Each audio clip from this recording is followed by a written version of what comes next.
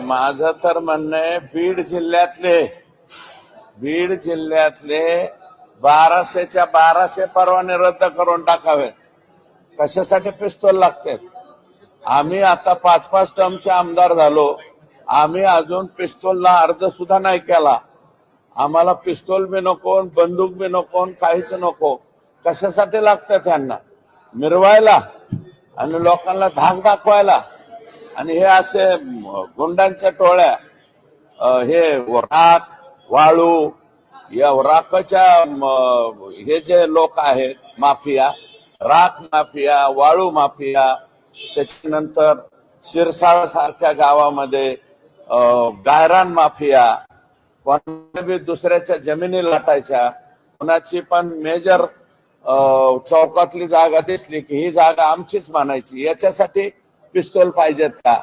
मला वाटतं 1200 पैकी 600 पिस्तूल हे परळी मतदारसंघातलेच असावेत. 1200 पैकी 600 पिस्तूल परळी मतदारसंघातले. आका आणि आकाच्या भागातलेच आहे, बाहेरचे कमी आहेत.